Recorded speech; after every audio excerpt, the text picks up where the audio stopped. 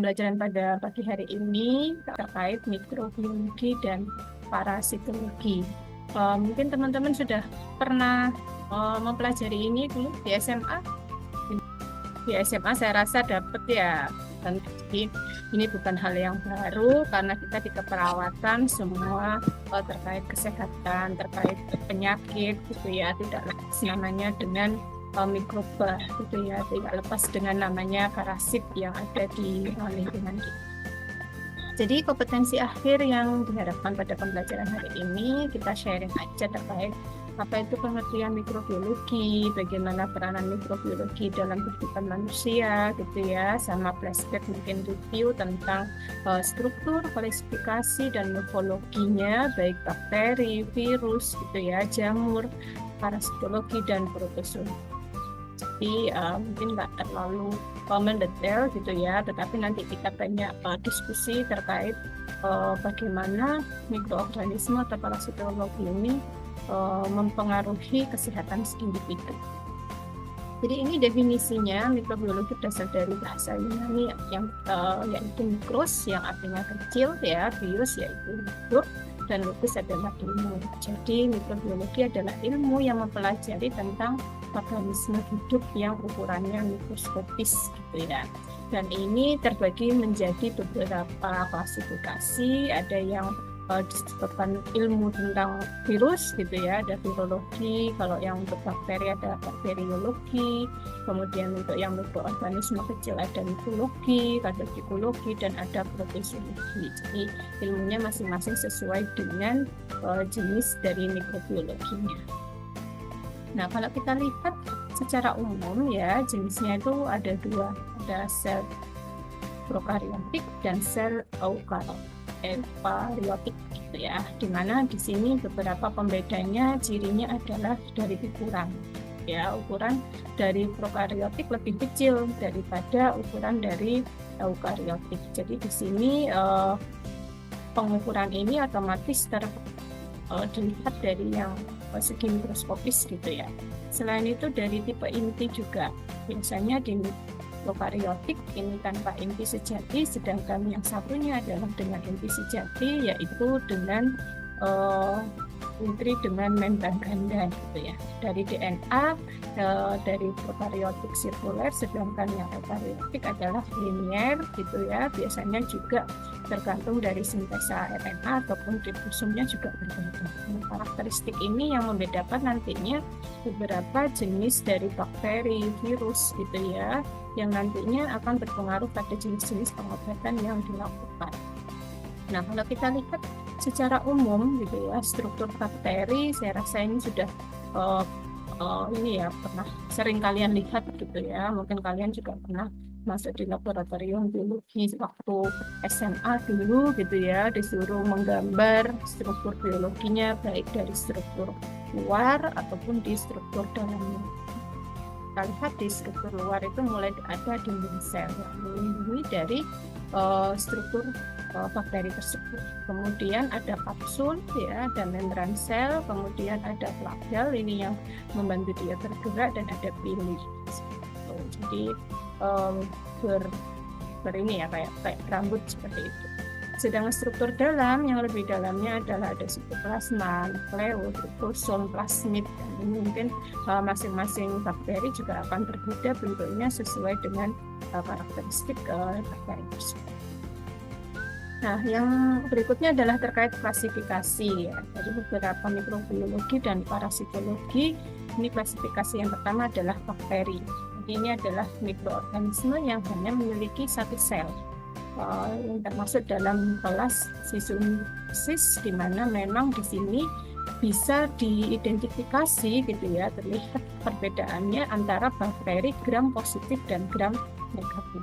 Kalau gram negatif ini memiliki peptidoglikan yang lebih sedikit gitu ya daripada yang gram positif, dan gram negatif ini lebih tahan terhadap perusakan dari mekanis. Jadi kalau kita lihat menggunakan preparat gitu ya, kalau gram positif dari warna putih gitu ya menjadi keunguan gitu ya, sedangkan yang gram negatif menjadi ke arah yang lebih pink. Ini biasanya dilihat menggunakan zat untuk memberikan tetes, dia termasuk gram positif atau gram negatif. Nah, ini klasifikasi yang pertama, mikroba yaitu jenis bakteri. Kemudian yang kedua adalah virus. Virus ini adalah salah satu parasit ya yang ukurannya termasuk mikroskopis. Biasanya di sini dia membutuhkan inang hidup gitu ya untuk menjalani pertumbuhan ataupun melipat gandakan dirinya. Karena di sini virus ini terdiri dari asam nukleat yang diselimuti oleh protein, lipid, glicoprotein, dan kombinasi ketiganya. Jadi dia pasti hidup ada inangnya gitu ya, karena dia mengambil makanan dari inang yang ditempatkan. Yang ketiga adalah jamur. Jamur ini termasuk tumbuhan gitu ya, tetapi bentuknya adalah hanya bentuk satu sel itu, atau benang yang bercabang karena memiliki dia juga dinding dan selulosa sebagai protoplasma. Biasanya ini tidak memiliki klorofil. Kalau yang jamur memiliki klorofil itu biasanya dia bisa menghasilkan oksigen gitu ya. Nah, selain itu jamur ini juga berkembang biak secara aseksual ataupun seksual dan bisa berbuahnya. Biasanya dia membantu mengubah gitu ya atau mencerna zat organik menggunakan enzim yang dihasilkan. Jadi beberapa misal kondisi-kondisi atau dalam pembuatan makanan gitu ya, itu ada untuk perkembangbiakan jamur yang memang untuk digunakan untuk menghasilkan enzim yang bisa membantu untuk makanan. Kemudian yang berikutnya adalah parasit. Parasit ini juga hampir sama seperti virus ya, dia harus tumbuh dan berkembang gitu ya, menumpang atau memiliki inang. Jadi dia mengambil makanan dan kebutuhan lainnya dari makhluk hidup lainnya. Biasanya ini ada hostnya atau inangnya atau tuan rumahnya. Jadi kalau sumber makanannya biasanya dari sel atau jaringan yang bisa dalam tubuh ini menimbulkan parasit ini, maka dia akan menempel pada jaringan yang mengambil makanannya dari jaringan tersebut. Nah, lalu apa faktor-faktor yang mempengaruhi pertumbuhan mikroorganisme ini? Yang pertama adalah temperatur. Ya, temperatur ini jelas akan mempengaruhi perkembangbiakan suatu mikroorganisme atau parasitologi karena gitu ya menentukan aktivitas enzim yang terlibat di dalam aktivitas kimia. Jadi peningkatan 10 derajat Celcius ini mampu meningkatkan aktivitas sebesar 2 kali lipatnya. Jadi beberapa kondisi misal pasien dengan demam gitu ya, temperaturnya meningkat, otomatis biasanya virulensinya atau perkembangan bakteri ini akan lebih cepat. Yang kedua adalah pH. pH ini terjadi karena peningkatan atau penurunan konsentrasi ion hidrogen, sehingga akan menyebabkan ionisasi bagus pada protein ataupun amino atau karboksilat gitu ya, yang menyebabkan kerusakan protein dan mengganggu pertumbuhan sel. Jadi beberapa bakteri, virus itu ada yang hanya bisa hidup di pH asam gitu ya, ada yang hanya hidup di kondisi basah. Kalau dia berpindah otomatis akan merusak pertumbuhan selnya. Kemudian yang ketiga adalah tekanan osmosis, artinya adalah perpindahan air gitu ya yang melewati membran semi-permeabel karena ketidakseimbangan material, sehingga di sini larutannya hipotonik gitu ya, itu bisa menyebabkan kerusakan pada sel juga. Di larutan hipotonik ini akan merusak sel. Jadi beberapa kondisi cairan gitu ya yang masuk ke dalam sel ini akan merusak permeabilitas dari bakteri atau sel tersebut. Yang keempat adalah oksigen gitu ya, karena beberapa mikroorganisme ada yang hidup dalam kondisi aerob, ada yang hidup dalam kondisi anaerob. Jadi kalau yang aerob maka dia harus membutuhkan oksigen gitu ya, tetapi dalam kondisi anaerob dia tidak memerlukan, sehingga kalau beberapa mikroorganisme ini berpindah kondisi gitu ya, jadi misalnya dia anaerob gitu ya, lalu dipindah ke ruangan yang aerob, ya, otomatis dia akan mengganggu pertumbuhan gitu ya, atau bahkan mematikan dari bakteri tersebut. Kemudian yang kelima adalah radiasi ya, karena sumber radiasi ini adalah matahari yang mencakup cahaya tampak, ultraviolet gitu ya, inframerah ataupun gelombang radio.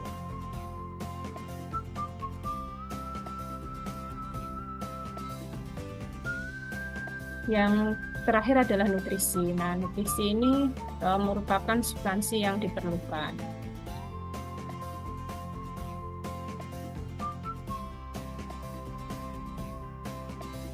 Jadi nutrisi ini termasuk bagaimana substansi gitu ya yang diperlukan untuk biosintesis dan pembentukan energi. Jadi ada dua jenis sama seperti tubuh kita, ada nutrisi yang mikroorganisme dan ada nutrisi yang makroelemen ataupun dan ada yang mikroelemen gitu ya. Jadi di sini yang makroelemen ya contohnya sama seperti tubuh kita, dia butuh protein gitu ya, butuh asam amino ataupun nutrisi-nutrisi yang memang dibutuhkan dalam kondisi yang cukup banyak gitu ya untuk sel, untuk bakteri tersebut tumbuh. Nah, kalau yang mikroelemen ini biasanya memang dalam kondisi yang kecil seperti ion-ion ataupun kondisi-kondisi di mana dia membutuhkan nutrisi yang lebih kecil.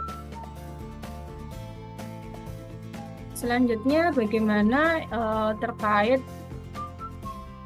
perkembangan gitu ya suatu bakteri ini tumbuh gitu ya, karena beberapa kondisi tidak semuanya dia dalam bertahan lama seperti itu. Jadi ini ada video terkait pertumbuhan fase pertumbuhan mikroorganisme ya. Ada 4 fase, yaitu fase lag, fase log gitu ya, fase stationary dan fase decline. The bacterial growth curve is a graphical representation that shows the number of live cells in a bacterial population over a period of time when cultured in a liquid medium. Tidak muncul ya? Counting the number of bacteria at regular intervals, 4 distinct phases can be observed. In lag phase, there is no increase in the number of bacteria, but bacterial cell size may increase. The bacteria will be metabolically active and is adapting to their new environment. The duration of lag phase varies with the species of bacteria, size of inoculum, nature of culture medium and environmental factors such as temperature. The maximum size of the bacterial cells is obtained at the end of the lag phase. Second phase is the log phase or the exponential phase. In this phase, bacterial cells starts dividing and their number increase with time exponentially. In this phase, cells are smaller and stained uniformly. Bacteria are more susceptible to antibiotics during log phase. Third phase is the stationary phase. In this phase, bacterial cell division stops due to the depletion of nutrients and accumulation of toxic products. The number of new cells and the dying cells remains same. Some bacteria undergo sporulation and some others produce secondary metabolites such as exotoxins or antibiotics during this stage. And the final stage is the phase of decline or death phase. In this phase, bacterial population decreases due to cell death caused by nutritional depletion, toxin accumulation and also induced by the presence of autolytic enzymes. Hope you understood the bacterial growth curve. Thank you so much. Presentation that shows the number of live. Oke, jadi itu ya bagaimana perkembangan dari suatu bakteri. Jadi kalau kita lihat ada 4 fase gitu ya. Fase pertama adalah saat mikroorganisme atau bakteri itu masuk gitu ya. Dia mulai beradaptasi ya dengan lingkungannya. Biasanya di sini terjadi peningkatan dalam jumlah ataupun dalam dalam ukuran seperti itu ya. Dalam ukuran terjadi pertumbuhan.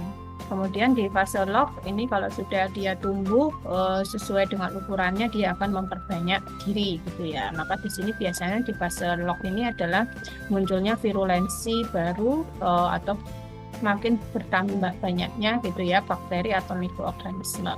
Sedangkan di fase stationary ini adalah selnya sama gitu ya. Biasanya di sini proses tubuh untuk melakukan perlawanan gitu ya, biasanya terjadi di sini. Jadi proses demam, kemudian keluarnya pus gitu ya, atau tanda-tanda infeksi, inflamasi lainnya. Jadi sebenarnya saat kondisi virusnya banyak itu malah kadang nggak ketara gitu ya, nggak terlihat gitu ya. Dan kalau sudah dilawan di fase stationary, maka di sini akan terjadi penurunan jumlah bakteri gitu ya, dan tubuh menjadi sehat. Jadi seperti kalau kita terkena di virus influenza gitu ya, masuk gitu ya. Mungkin saat pertama virus masuk nggak ketahuan gitu ya. Jadi biasanya daya imunitas kita menurun gitu ya. Kemudian batuk ya, batuk ataupun pilek. Nah, itu biasanya menimbulkan kondisi-kondisi peningkatan virus itu dengan kondisi badan yang lemah. Baru kalau sudah demamnya muncul, nah ini ada di fase stationary, biasanya dilihat dari sekret dalam influenzanya itu akan lebih kental gitu ya, kemudian batuknya lebih parah. Nah, ini sudah masuk dia banyaknya bakteri yang diproduksinya ya, produksi sekretnya, dan baru terjadi proses penyembuhan, akan mengalami penurunan produksi sekret dan nanti dia akan sembuh. Metabolite. Nah, lalu bagaimana mikroorganisme ini manfaatnya gitu ya. Jadi tidak semua mikroorganisme bisa menimbulkan suatu penyakit gitu ya, tetapi ada pemanfaatan yang lebih positif di kehidupan manusia. Yang pertama adalah sebagai kontrol hama tanaman ya. Contohnya adalah bakteri Bacillus thuringiensis yang mengendalikan Crosidomyia binatolis ini ya, merupakan hama tanaman di bis. Jadi beberapa memang disemprotkan bakteri tersebut untuk mengurangi hama di tanaman bis. Ada juga pemanfaatannya di industri pertambangan gitu ya, di mana beberapa bakteri digunakan sebagai bahan baku pembuatan plastik gitu ya, yang mudah diuraikan. Sangat bermanfaat sehingga dia bisa menghasilkan poli-3-hidroksi gitu ya, alkanat atau PHA ataupun PHP. Kemudian yang ketiga sebagai pangan. Ini mungkin kalian banyak mengkonsumsi Lactobacillus bulgarius gitu ya, bagaimana bisa dimanfaatkan untuk pembuatan yogurt gitu ya, pembuatan minuman-minuman yang memang memiliki kandungan baik gitu untuk pencernaan. Dan yang terakhir adalah kesehatan. Nah, ini yang sangat penting karena beberapa jenis mikroba seperti Pseudomonas dan Propionibacterium ini bisa memproduksi vitamin ya, kobalamin ataupun riboflavin yang memang digunakan untuk vitamin ya, yang sifatnya mikroorganisme, dan juga untuk pembuatan antibiotik ya, baik secara sintetik, vaksin. Nah, ini biasanya digunakan mengembangbiakan dari mikroorganisme, dan biasanya antimikrobanya itu yang digunakan untuk antibiotik atau vaksin. Nah, kita masuk di praktikum. Jadi nanti praktikumnya dari rumah masing-masing gitu ya, yaitu simulasi identifikasi parasit ya, baik dengan gambar ataupun video. Jadi nanti silakan didiskusikan gitu ya, dibagi menjadi 6 kelompok. Kemudian silakan mencari salah satu jenis bakteri, virus atau mikroba lainnya. Kemudian sesuaikan dengan kasus penyakit yang ditimbulkan. Nah, kemudian dibuat media presentasi. Jadi misal contohnya adalah ini ya, contoh adalah virus dengue gitu ya, di mana dia menyebabkan dengue fever atau demam berdarah gitu ya. Jadi cari aja nanti di beberapa link mikrobiologi ataupun parasitologi gitu ya, bagaimana gambaran virus dengue-nya. Misal seperti ini, apa itu virus dengue gitu ya. Jadi ada gambarannya bahwa dia disebabkan oleh mikroorganisme seperti itu. Kemudian baik strukturnya atau yang lain-lain boleh gitu ya. Kemudian mungkin epidemiologinya. Seperti epidemiologinya tergambar. Jadi ini nanti dibuat di PowerPoint gitu ya untuk didiskusikan, dan nanti di pertemuan kapan ketemu hari lagi ya sesuai jadwal, nanti kita bahas di presentasinya. Ya, jadi beberapa misal klinikal diagnosis virus dengue-nya gitu ya. Virus ini bisa mendiagnosis terkait serum dengan ELISA gitu ya, dan treatmentnya dan juga vaksinnya karena dengue fever-nya. Ini mungkin contoh saja. Jadi nanti silakan 6 kelompok ini membagi diri gitu ya dan berdiskusi. Jadi jangan sampai nanti dalam satu kelas itu ada yang sama gitu ya. Saya rasa jenis-jenis bakteri ataupun penyakit-penyakit yang disebabkan bakteri, virus cukup banyak. Jadi silakan nanti dibagi. Kalau temennya untuk yang kasus dengue jangan diambil lagi ya. Jadi ini sudah menjadi contoh dari hari ini. Jadi yang diambil lagi, misal kalian mau ngambil terkait penyakit TBC karena bakteri tuberkulosis boleh gitu ya. Mau ngambil yang COVID boleh, virus COVID atau virus influenza boleh. Jadi nanti silakan dianalisis gitu ya, bagaimana jenis virusnya, kemudian strukturnya, kemudian mungkin hal-hal yang lain terkait mikrobiologinya, sampai terkait treatmentnya ya, treatment ataupun pencegahannya, atau mungkin kalau ada vaksin boleh vaksinnya. Jadi dihubungkan dengan satu penyakit yang disebabkan dari mikrobiologi tersebut. Oke, itu saja mungkin untuk pembelajaran pada pagi hari ini. Tidak terlalu banyak karena nanti kita lebih banyak diskusi bagaimana suatu mikrobiologi ini menimbulkan penyakit dan treatmentnya gitu ya. Kalau kita sebagai perawat hanya mampu memberikan perawatan atau treatment bagaimana mengobati ataupun mencegah gitu ya suatu bakteri itu bisa menimbulkan penyakit. Nah, kalau untuk morfologinya nanti biar ahli ini ya, sitologi atau ahli mikrobiologi yang paham gitu ya. Jadi kita cukup fokus ke peran perawat dalam menangani gitu ya penyakit-penyakit karena mikrobiologi atau parasit.